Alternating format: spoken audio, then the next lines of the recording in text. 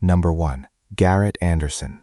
Garrett Anderson, born on June 30, 1972, in Los Angeles, California. A quiet kid from Granada Hills who attended Kennedy High School, where he starred in baseball, football, and basketball. The California Angels drafted him in 1990. He made his major league debut in 1994 and never looked back. Anderson spent 17 seasons in the big leagues, 15 of them with the Angels. He became the franchise's all-time leader in hits, RBIs, games played, doubles, and total bases. A 3-time All-Star. In 2002, he helped the Angels win their first and only World Series title. His 3-run double in Game 7 was the series-winning hit.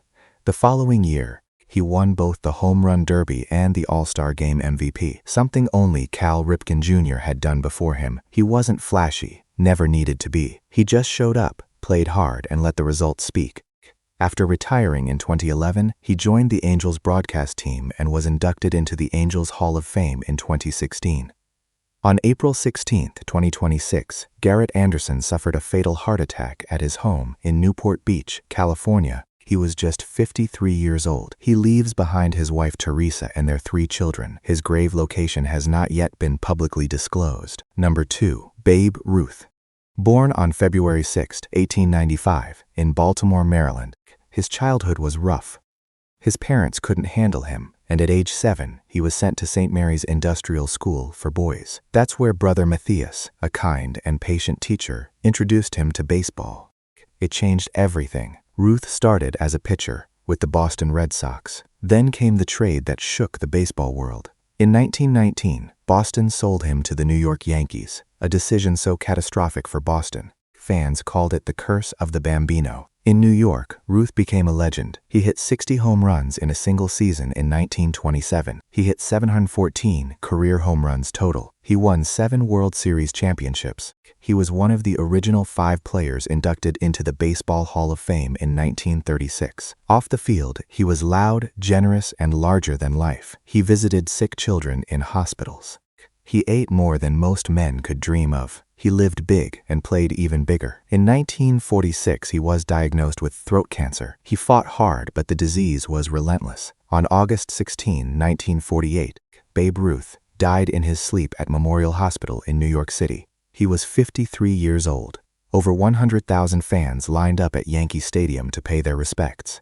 His funeral was held at St. Patrick's Cathedral in Manhattan. He rests today at Gate of Heaven Cemetery in Hawthorne, New York. Number 3. Lou Gehrig. Born on June 19, 1903, in New York City, his parents were German immigrants, poor but hard-working. His mother cleaned houses just to keep the family going. She pushed Lou hard. She wanted him educated, not playing games, but baseball had other plans. Lou attended Columbia University on a football scholarship. The Yankees noticed his bat and signed him in 1923. Within 2 years, he was in the starting lineup, and he never left. For 14 straight years, Lou Gehrig showed up every single game. He played in 2,130 consecutive games, earning the nickname the Iron Horse. He batted .340 for his career. He drove in 1,990 runs. He won 6 World Series titles with the Yankees. He played alongside Babe Ruth in one of the most feared lineups baseball had ever seen.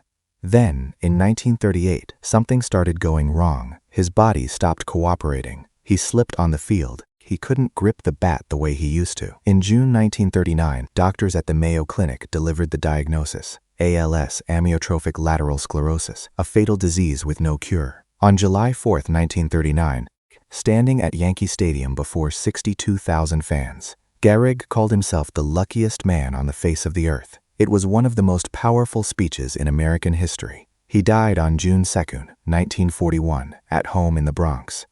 He was just 37 years old. ALS has been called Lou Gehrig's disease ever since. He is buried at Kensico Cemetery in Valhalla, New York.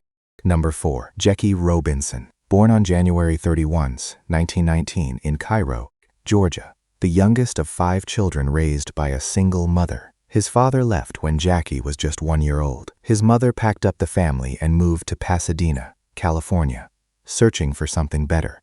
Growing up, the Robinsons were the only black family on their block. Jackie didn't just play baseball. At UCLA, he lettered in 4 sports, still the only athlete in school history to do that. He served in the U.S. Army, was nearly court-martialed for refusing to sit at the back of a military bus and was honorably discharged. On April 15, 1947, he stepped onto Ebbets Field as a Brooklyn Dodger and changed America forever. He was the first black player in modern Major League Baseball. He faced death threats, racial slurs, and constant hostility. He never retaliated, he just played. He won Rookie of the Year in 1947, the National League MVP in 1949, and helped lead the Dodgers to the 1955 World Series championship. He was a six-time All-Star. After retiring, he fought for civil rights until his final breath. On October 24, 1972, Jackie Robinson died of a heart attack at his home in Stamford, Connecticut. He was 53. He is buried at Cypress Hills Cemetery in Brooklyn, New York. Number 5. Mickey Mantle, born on October 20, 1931, in Spavinaw, Oklahoma. His father, Mutt Mantle, was a miner and a baseball dreamer. He named his son after catcher Mickey Cochran and spent every evening after work teaching the boy to switch hit. Mickey grew up in Commerce, Oklahoma, during hard times. At 14, a football injury nearly cost him his leg to bone disease. He survived, and that survival shaped everything that came after. The New York Yankees signed him out of high school. By 1951, he was in pinstripes, replacing Joe DiMaggio in center field. Over 18 seasons, Mantle hit 536 home runs. He won 3 American League MVP awards. He won a Triple Crown in 1956. He led the Yankees to 12 pennants and 7 World Series titles. He holds the all-time record for World Series home runs with 18. But behind the glory was a man haunted by fear of the cancer that had killed his father and uncles. He drank heavily for decades, and the alcohol destroyed his liver. In 1994, he finally entered rehab. In 1995, he received a liver transplant, but the cancer had already spread. Mickey Mantle died on August 13, 1995, in Dallas, Texas, from liver cancer. He was 63. He is buried at Sparkman Hillcrest Memorial Park Cemetery in Dallas, Texas. Number 6. Joe DiMaggio, born on November 25, 1914, in Martinez, California, the 8th of 9 children of Sicilian immigrants. His father was a fisherman and wanted his sons on the boat, not the baseball field. Joe had other ideas. He quit school at 14 and started playing baseball with the San Francisco Seals of the Pacific Coast League. His 61-game hitting streak with the Seals got the Yankees' attention fast. He debuted with New York in 1936 and never looked back. For 13 seasons, interrupted by 3 years of military service in World War II, DiMaggio was the most graceful player in the game. He hit in 56 consecutive games in 1941, a record that still stands today. He was a 3-time American League MVP. He led the Yankees to 9 World Series championships. He batted .325 for his career. He was also briefly married to Marilyn Monroe, making him as famous off the field as on it. He retired in 1951 rather than play at a level below his own standard. That was Joe DiMaggio. In 1998, he was hospitalized with lung cancer. He fought hard, but the disease won. Joe DiMaggio died on March 8, 1999, in Hollywood, Florida. He was 84 years old. He is buried at Holy Cross Cemetery in Colma, California. Number 7. Ty Cobb, born on December 18, 1886, in Narrows, Georgia. His father was a school teacher and state senator, educated, demanding, and deeply respected by his son. Ty idolized him. Then, in 1905, tragedy struck. His mother shot and killed his father in a case shrouded in mystery. Ty was 18 and had just been called up to the Detroit Tigers. He carried that grief and that rage onto every baseball field he ever stepped on. Cobb played 24 seasons in the major leagues, spending most of them with Detroit. His career batting average of .366 is the highest in MLB history. He won 12 batting titles. He collected 4,189 career hits. He stole 897 bases. He was a 3-time pennant winner with the Tigers. In 1936, he received the most votes of any player in the first ever Baseball Hall of Fame election. He was brilliant, fierce, and deeply complicated. Loathed by some, feared by most. Later in life, he invested wisely in Coca-Cola and General Motors, becoming baseball's first millionaire. But in his final years, he was largely alone. In December 1959, Ty Cobb was diagnosed with prostate cancer. He fought it for nearly 2 years. On July 17, 1961, Ty Cobb died at Emory Hospital in Atlanta, Georgia. He was 74 years old. He is buried at Rose Hill Cemetery in Royston, Georgia, number 8. Roberto Clemente, born on August 18, 1934, in Carolina, Puerto Rico. He grew up poor, in a large family, with a father who worked at a sugarcane plantation. From the time he could hold a stick, he was hitting things, bottle caps, tin cans, anything. Baseball was his escape and his destiny. The Pittsburgh Pirates signed him in 1955. For 18 seasons, Clemente was one of the most complete players the game had ever seen. He hit exactly 3,000 career hits. He won 4 National League batting titles. He won 2 World Series championships with the Pirates. He took home 12 Gold Glove awards. He was a 15-time All-Star. He won the National League MVP in 1966. His right arm in right field was considered one of the best in baseball history. But Clemente wasn't just a ball player, he was a humanitarian. He spent his off-seasons delivering food and supplies to impoverished communities across Latin America. On December 23, 1972, a massive earthquake devastated Nicaragua. Clemente organized relief efforts immediately. On New Year's Eve, December 31, 1972, he boarded an overloaded cargo plane headed for Managua. The plane crashed into the Atlantic Ocean shortly after takeoff. His body was never found. He was 38 years old. The Baseball Hall of Fame waived its 5-year waiting period and inducted him immediately in 1973. There is no grave. The sea took him. Number 9. Thurman Munson.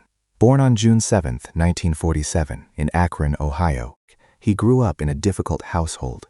His father was distant and largely absent from his life. Thurman later admitted he never received the affirmation from his dad that he so desperately wanted. Baseball became the place where he found his worth. He was drafted by the New York Yankees in 1968. By 1970, he was their starting catcher, and he won the American League Rookie of the Year award that same year. He was named the Yankees captain in 1976, the first player to hold that title since Lou Gehrig. He won 3 consecutive Gold Gloves. He was a 7-time All-Star. He won 2 World Series championships with New York. In 1977 and 1978, he batted .292 for his career and was one of the toughest, most respected players in the clubhouse. Away from the diamond, Munson was devoted to his wife and 3 children. He learned to fly planes so he could get home to them faster between games. On August 2, 1979, Thurman Munson was practicing touch-and-go landings in his Cessna Citation jet near Canton, Ohio. The plane crashed on approach. The 2 passengers survived. Thurman did not. He was 32 years old. Cause of death: traumatic asphyxia from the crash. He is buried at Sunset Hills Burial Park in Canton, Ohio. Number 10. Hank Aaron. Born on February 5, 1934, in Mobile, Alabama, the 3rd of 8 children. His family was poor. His father worked at a shipyard. Young Henry, as his family called him, played baseball with bottle caps and sticks when they couldn't afford real equipment. He played in the Negro Leagues as a teenager, earning $200 a month with the Indianapolis Clowns.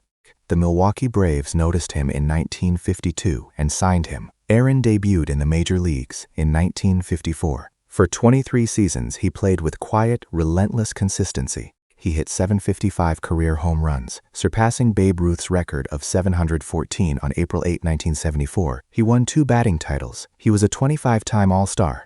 He won the 1957 National League MVP award and led the Braves to the World Series title that same year. He finished with 2,297 career RBIs, the most in MLB history, and through it all, he carried enormous weight. The pursuit of Ruth's record brought him death threats and racial hatred daily. He wore a bulletproof vest to games. He never cracked publicly. After retiring, he remained with the Braves organization for decades as an executive and mentor. Hank Aaron died on January 22, 2021, in his sleep at his home in Atlanta, Georgia. He was 86 years old. The cause was natural causes.